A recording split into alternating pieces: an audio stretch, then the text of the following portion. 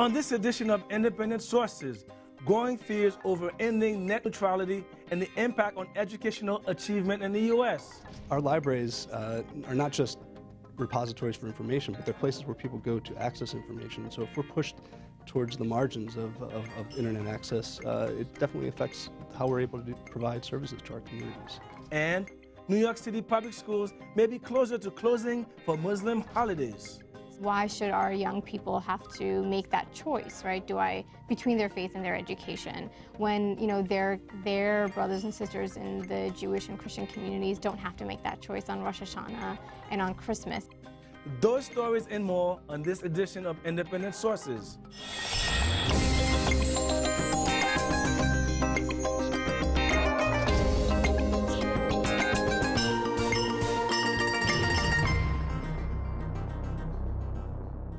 Welcome to Independent Sources. I'm Garry Pierre-Pierre. A recent court ruling may forever change access on the internet. The decision overturned the Federal Communications Commission Open Internet Order, which required broadband providers to treat all internet traffic equally. The ruling makes it possible for providers to block traffic to certain users or offer services at higher speeds to others. One group opposed to this ruling is the American Library Association. The ALA's president, Barbara Strickland, has already said that this move could compromise the access students have to information. She fears that companies may make Mickey Mouse more accessible than William Shakespeare. I sat down with Jason Kucsma, the executive director of the Metropolitan New York Library Council. We talked about how ending net neutrality could affect educational achievement in the United States. Jason, what was your thought when you heard about the net neutrality decision? Well, the decision was something, the American Library Association has been paying a lot of attention toward the FCC and what might happen with regards to net neutrality and the open internet. And the decision was definitely a surprise for most of us. I think that right now we're kind of sort of looking at how we can respond to that or what are the options moving forward. Now tell our viewers sort of what impact would this ruling have on libraries in general? The idea of a closed internet or an internet that's a tiered system where people can have privileged access through different, if they have different resources, is antithetical to what libraries do. I mean, we are in the business of providing unfettered access to information, a platform for people to create, to consume resources, to create new knowledge.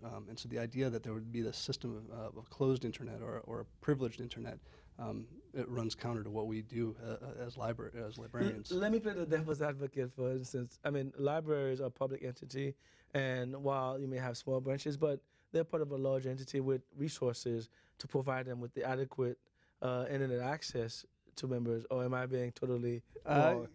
As a public institution, we struggle. Libraries are consistently underfunded, and that's one of the biggest problems we face. And we're certainly small potatoes compared to a Yahoo or a Facebook or a Google as far as our resources to kind of control what kind of internet access we provide.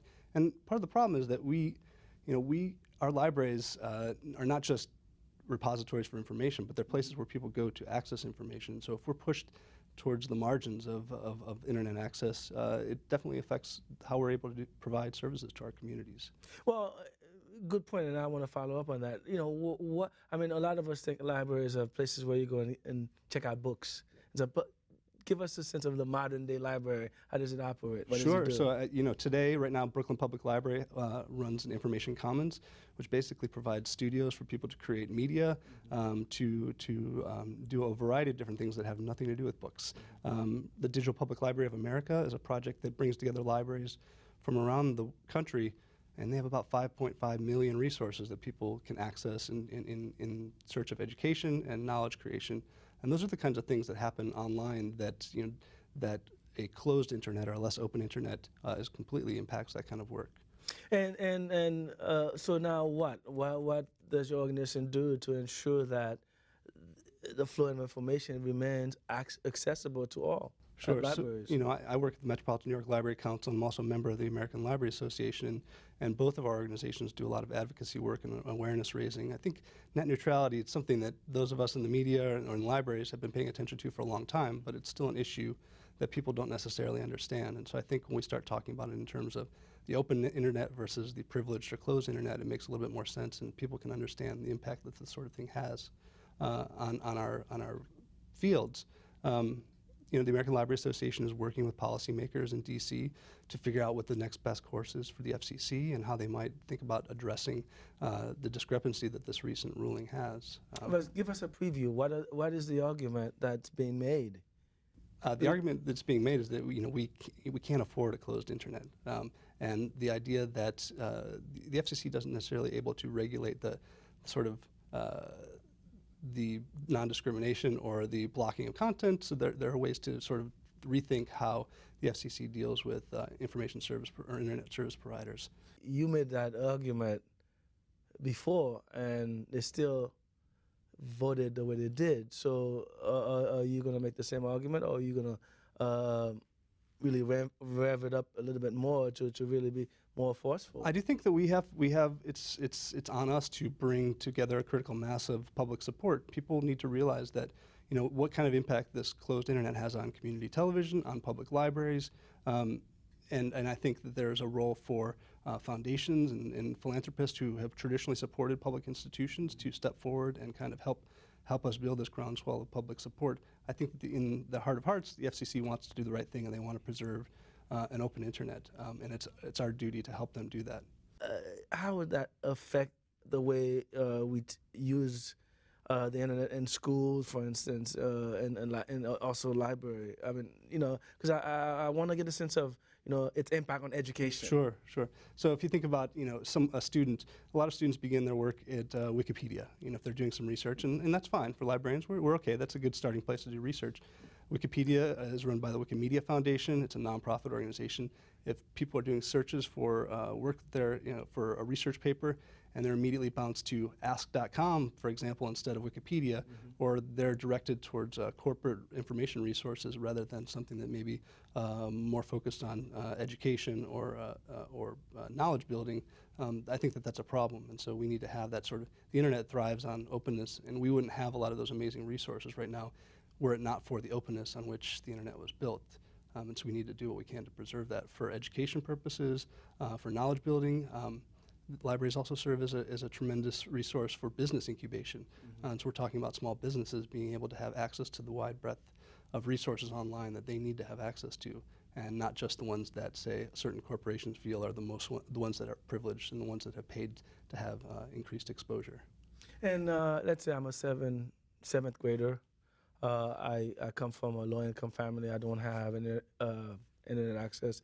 The library is really where I have access to. Absolutely. 77 million people used the public libraries last year across the United States to access the internet. So it is a huge resource to help bridge that digital divide. And when we start talking about closing down that resource and making it tiered, it's a problem. I know you rightly pointed out that your budget is limited. I mean, most of the branches' budget are limited. But is there maybe the way to get around this issue is to get city councils and mayor's offices to increase library budget so they can get the higher tier information? Is that well, I mean, that's certainly one thing, and then we can always use more money to provide. We're already understaffed and under-resourced, and more resources helps us provide more services to our communities. Right now the governor's budget comes in with $5 million less than what we had last year in library support, and that's just one of the things that a hill that we'll be trying to climb up over the next couple of weeks. Well, Jason Kucsma, thanks for joining us. It was my pleasure. Thank you. When we come back, the fight over adding Muslim holidays to the public school calendar. Before that, Abby Ishola has some other news. Thanks, Gary. Here's a look at some headlines from New York's ethnic and community media. From the Brooklyn Bureau, parents in Sunset Park are pushing for new elementary schools to be built in the area. Funding has long been available to the New York Schools Construction Authority to build 2 new public elementary schools in Sunset Park, but finding the space for the facilities has proven to be difficult. Some parents from the area have voiced frustration with the issue and proposed using eminent domain to get the schools built. School construction officials offered a 5-year plan, while the District 18 Community Council voted to have a new school open in a former Catholic school. But with overcrowding of schools in the area, parents still complain these solutions aren't enough. Israeli immigrants and American Jews are becoming more of a united front. The Forward reports that in the past, the two groups were separated by cultural gaps, but now local synagogues and community centers have created programs that cater to Hebrew speakers. The focus has been more on the cultural connection between the two groups rather than religion. Some say this new focus on Israelis is unbalanced. A study by the Pew Research Center found that only 4% of American Jews were either born in Israel or have at least one parent who was born there. From Immigrant Nation, several New York and New Jersey community groups have joined together to bid for temporary protective status for undocumented Filipinos in the U.S. Philippine ambassador to the U.S., Jose L. Quizia Jr., submitted a formal request for TPS back in December after Typhoon Haiyan tore through the Philippines, killing over 6,000 people. Community groups met recently to discuss the proposal and put pressure on the Department of Homeland Security to grant the pending request. The Hunts Point Express profiled a group of young women who have created a new glossy magazine to promote a positive image of minority women. WOMEN, a group within the Points Community Development Corporation, are the proud publishers of POP, or Power of the People. Their goal is to use the magazine to dispel negative stereotypes about Black and Latina women. The group has covered issues on self-love, beauty standards, race, body image, and health and nutrition, to name a few. And finally, are privately owned thrift stores thriftier than the Salvation Army? Such is the case in the Bronx, according to the Hunts Point Express. The Hunts Point secondhand merchandise store on Hunts Point Avenue is stocked with an array of items like decorative glassware, computers, and clothing. Many shoppers say the items are practically brand new, but are sold at extremely low costs. For example, a coat that costs $300 in a retail store might cost $25. Celestino Almonte, the store's owner, says he's able to make cheap sales since he bids on abandoned property at storage facilities. Those were just a few headlines from New York's ethnic and community media. Independent sources will be back right after this. Thanks for staying tuned.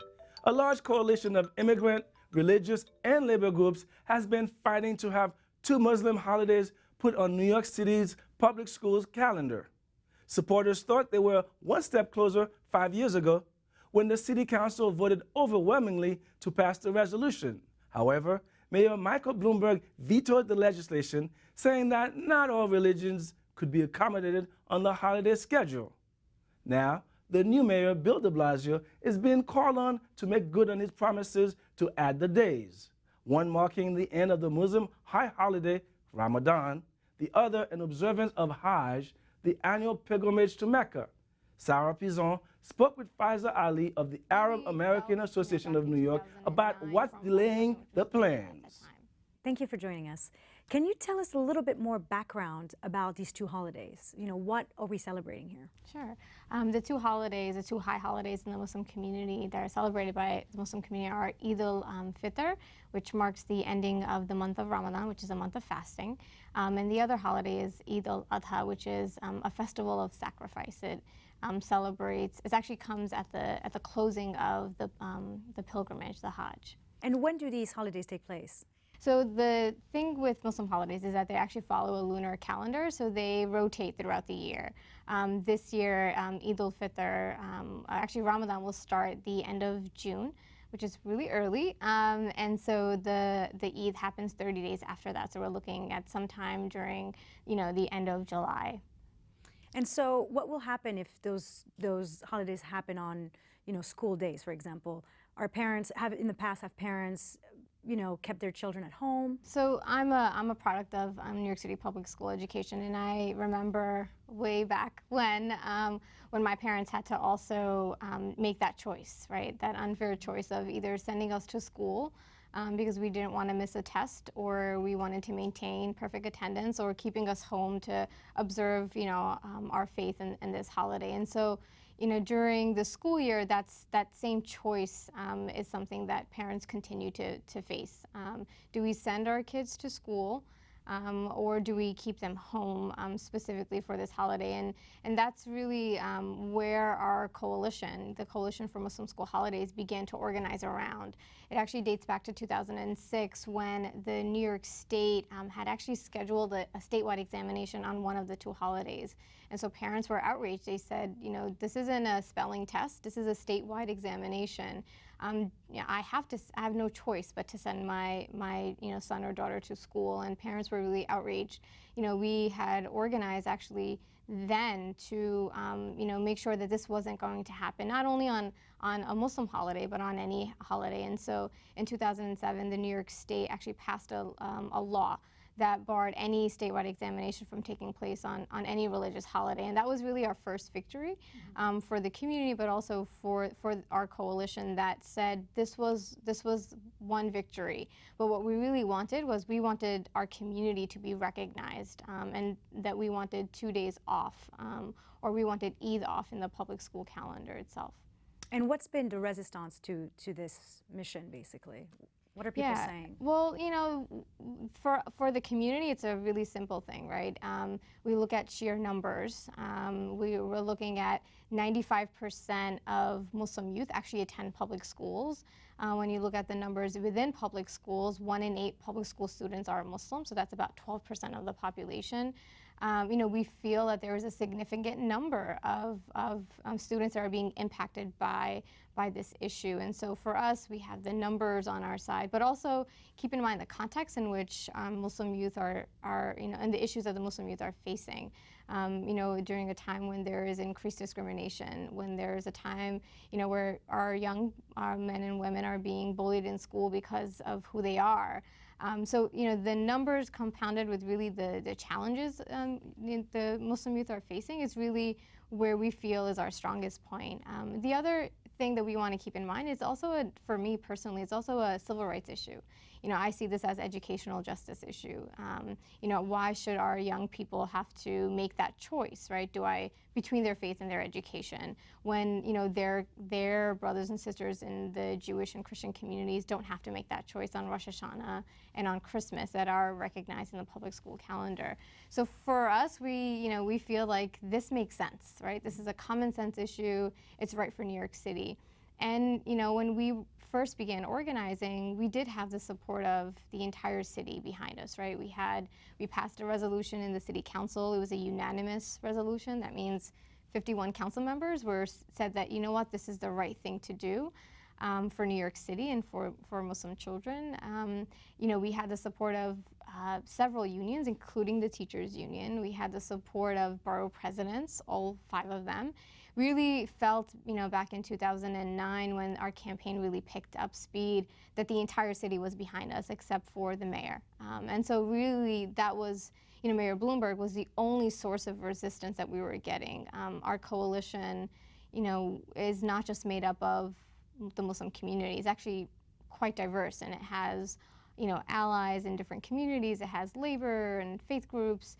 So it really was, you know, pushback that we received was coming from one person, which was the mayor at that time. Has that support changed? It has. So some of the concerns that the mayor had at the time were that, you know, you're coming with us saying that there are 12%, that Muslims make up 12% of the public school population. What happens when another group comes to us and says we make up 15%? That this is a slippery slope, and if we give you and the holidays and recognize them, then we have to afford that right to everyone else. And for us, we didn't see that as a problem, but for the mayor, he did. And so, you know, since then, since you know, now we have a new mayor, a new administration, you know, we've been received pretty well. This issue actually was talked about throughout the campaign season as well. So, you know, candidates at that time, when they were seeking out the Muslim vote, would talk about this issue and say, you know, we are in support of it, including our current mayor, Mayor de Blasio. That's exactly what I was going to say, because he's spoken in support of this, of making these 2 holidays as you know, no school days. So how far are we from actually achieving this? Yeah, we're closer. We're closer than we were last year, is how I see it. And you know, the Coalition for Muslim School Holidays is you know, organizing again to get, parents back involved in the conversation, to get students back involved, for us to actually get in touch with the new mayoral administration and say, we have your campaign commitment. We want to make sure that we see it through to the end, and that the academic school calendar, the 2014-2015 one, actually reflects our ask, which is to incorporate the 2 Eids in the public school system.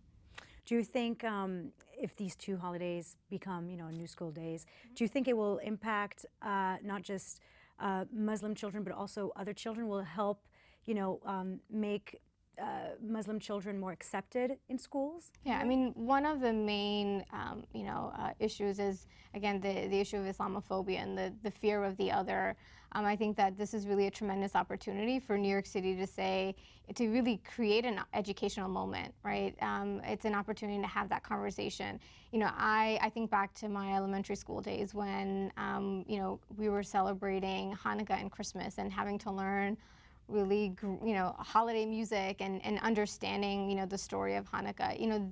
For me, this public school created that space for me to get a better understanding of my neighborhood, my neighbors, my community. And really, by incorporating the Muslim school holidays, it would be that same educational opportunity will present itself.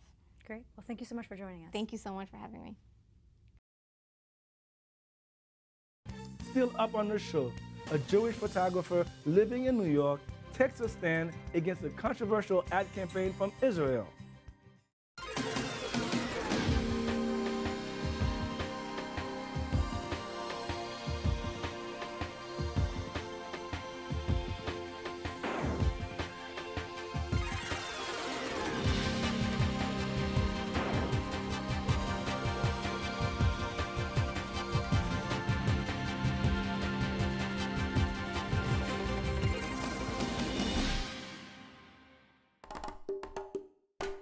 Finally, an American-born Israeli photographer is making a statement about tolerance with an exhibition of her photos featuring couples of diverse ethnic, religious, and racial backgrounds. Yael Ben Zion created the Intermarried exhibit as a direct response to an official Israeli campaign that lamented that many Jews were marrying outside of Judaism and being lost to the wider society. Zyphus Lebrun spoke with Ben Zion about her exhibit and her book, also entitled Intermarried. Yael, thank you so very much for joining us in studio today. Thank you for having me. All right, so let's talk a little bit about your book, Intermarried. What was the inspiration behind the book? So the trigger was actually a short-lived campaign of the State of Israel that targeted Jews outside of Israel who were intermarried. And the reference was that we are losing them because they're intermarried, and the campaign was for encouraging people to go to Israel to visit for 1 year and maybe regain their identity. And while it may sound outrageous here, in the context of Israel, it's not very surprising. I happen to be married to a person that is not Jewish, so it had a personal link to me. I was also surprised to learn about the number of Jewish people that are married to non-Jews, and I think that in the campaign they mention a number of 50%, and in recent studies, it also showed a higher number.